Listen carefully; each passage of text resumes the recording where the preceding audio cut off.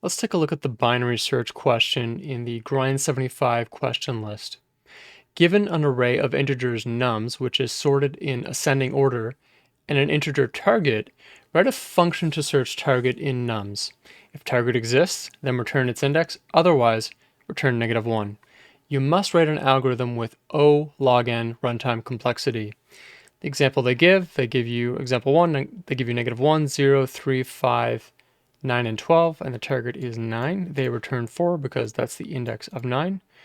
And the next example they give you is a bunch of other numbers with a target of 2, which doesn't exist, and they give you -1 because that index does not exist.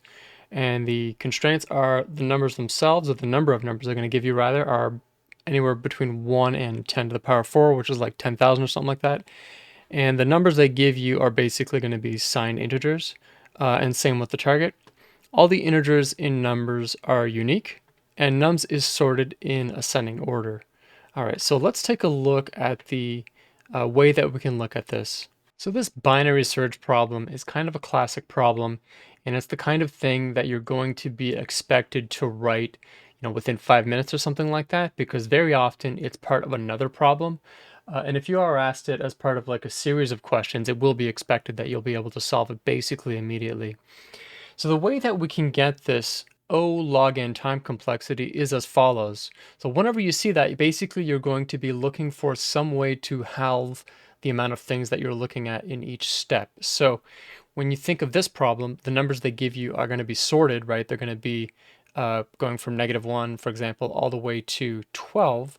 So you can kind of use that to design your binary search algorithm. Now, if the input, for example, was not sorted for you, you'd probably go ahead and sort it, but that would give you not a log n complexity, but an n log n complexity because you'd have to sort it. But anyways, in this example, they give you an already sorted numbers array. So the way that we solve this is typically with 2 pointers. You're going to see either the low high, sometimes you'll hear referred to, but I'm going to use the L and R pointers, and these pointers are going to represent the left and the right.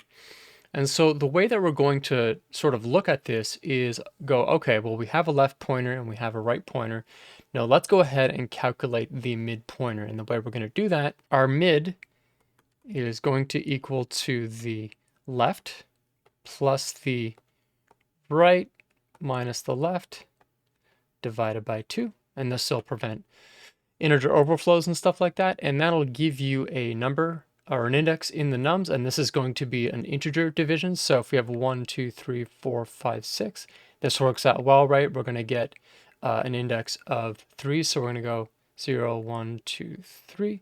But it's actually going to round down, right? Because if you go 6 divided by 3, that's going to give you index 2, so 0, 1, 2. This is where your mid is going to be. So what we're going to do now is look at this number and think about what that tells us where the target is. So if we look at this number, right, this mid, and the mid number, right, which is 3, if the 3 is greater than the target, what does that tell us? If 3 is greater than the target, that means we've got to look to the left. But otherwise, if 3 is less than the target, which is 9, that means we've got to look to the right, which is exactly, in this case, what's going to happen. So what we're going to do then is we're going to update our pointer to be, for the left, we're going to make it the m plus 1, right? We're going to contract our window, so our left is going to be here. And then we're going to do the same thing again. We're going to go, okay, well, we've got these indexes. We're going to calculate where the mid is. In this particular case, because it's an odd number, it's of course going to be on the 9. And so the mid is going to equal to 0, 1, 2, 3, 4, right?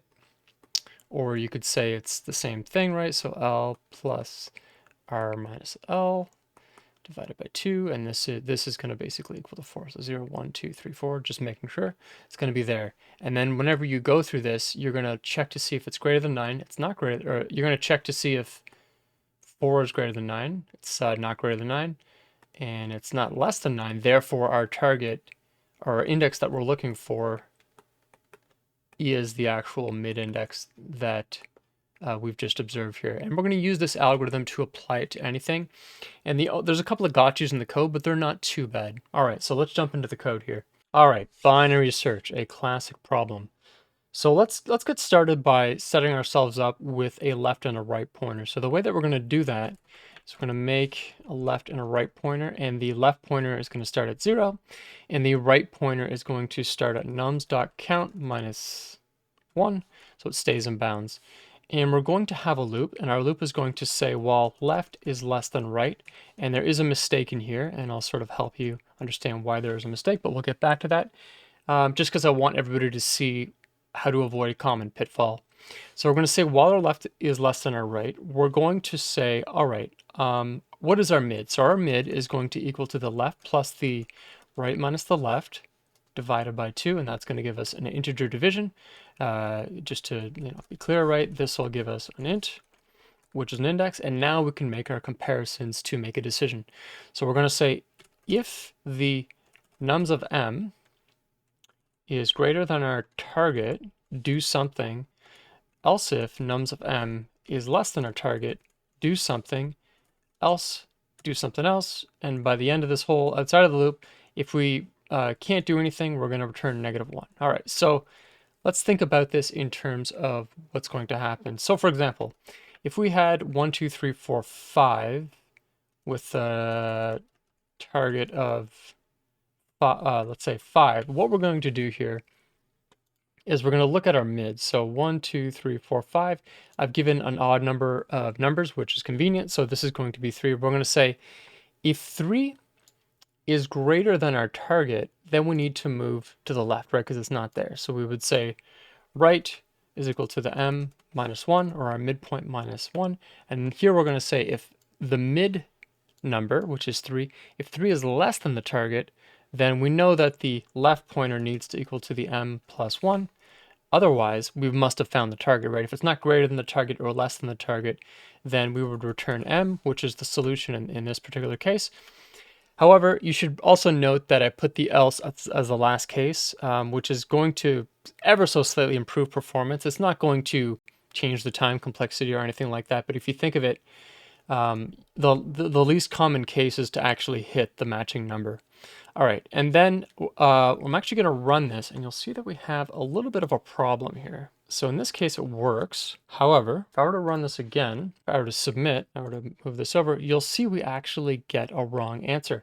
So why is that? So I mentioned whenever I looked at the loop, I said, yes, while L is less than R, while left is less than right.